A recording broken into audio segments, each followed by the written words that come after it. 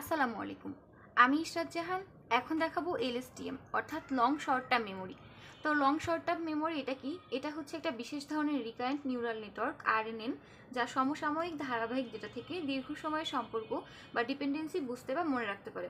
অর্থাৎ আমরা যখন আরএনএন শিখেছি সেখানে আমরা জানতাম যে এটা হচ্ছে আরএনএন কি করে, আগের তথ্যগুলো মনে রাখে বাট লং সিকোয়েন্স এটা ভুলে যায়। তখন আমরা কি করি, এই সমস্যা থেকে ওভারকাম করার জন্য এলএসটিএম ব্যবহার করি। তো এলএসটিএম কেন ব্যবহার করি? এটা হচ্ছে একটা লং শর্ট টার্ম মেমোরি। এটা ওই আরএনএন এর প্রবলেমগুলো সলভ করে। তো কীভাবে প্রবলেমগুলো সলভ করে দেখি। এটার কিছু গেট ইউজ করে, যেমন forget gate, input gate, output gate. তো ফরগেট গেট কী করে, এই গেটটা হচ্ছে পুরাতন যে তথ্যগুলো আছে সেগুলো থেকে মুছে ফেলে, যে কোন তথ্যটা দরকার কোনটা দরকার না এটাও নির্ধারণ করে মুছে ফেলে। এবং এটা সিগময়েড ফাংশনের মাধ্যমে পুরাতন তথ্যগুলোকে যাচাই করে যে এই তথ্যটা আমার কতটুকু ইম্পর্টেন্ট আর এই তথ্যটা আমার কতটুকু লাগবে না। সেটা এই ফরগেট গেটের মাধ্যমে পুরাতন তথ্যগুলো যেটা ইম্পর্টেন্ট সেটা রাখা হয় এবং যেটা গুরুত্বপূর্ণ না সেটাকে ডিলিট করা হয়। কার মাধ্যমে? সিগময়েড ফাংশনের মাধ্যমে।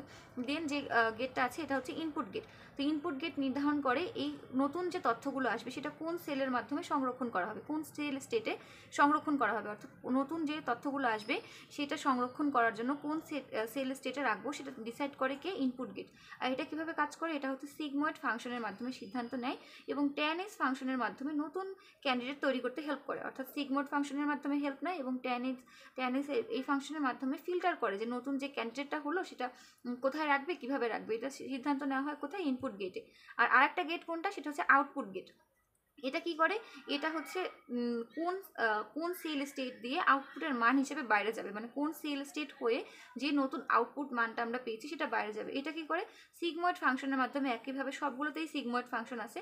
তো সিগময়েড ফাংশন যেটা ফিল্টার করে যে আমি কি আউটপুটটা চাচ্ছি, এবং ট্যান-এস ফাংশনের মাধ্যমে এটা কি করে? আউটপুটটা তৈরি করে এবং দেন সেল স্টেটের বাইরে যায়। এই কাজটা করা হয় হচ্ছে আউটপুট গেটের মাধ্যমে। তো এটা হচ্ছে মোটামুটি এলএসটিএম মেমোরি সেলের যে আর্কিটেকচার সেটা।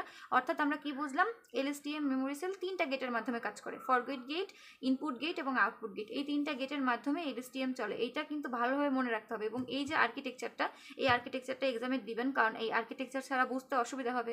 কারণ এখান থেকে সহজে বোঝা যাচ্ছে যে সিগময়েড ফাংশন মাধ্যমে ফরগেট গেট কাজ করে, আবার ইনপুট গেট সিগময়েড ফাংশনের মাধ্যমে কাজ করে, ট্যান-এস-এর মাধ্যমে হেল্প নেয়।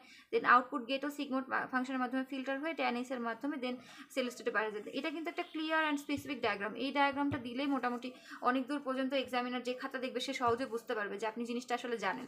দেন আপনি কি করবেন? এই তিনটা গেট সম্পর্কে লিখবেন। আমি যে কথাগুলো বললাম, forget gate, input gate, output gate কীভাবে কাজ করে, তা আমি এখানে লিখেছি তিনটা গেট কোথায় কীভাবে কাজ করে।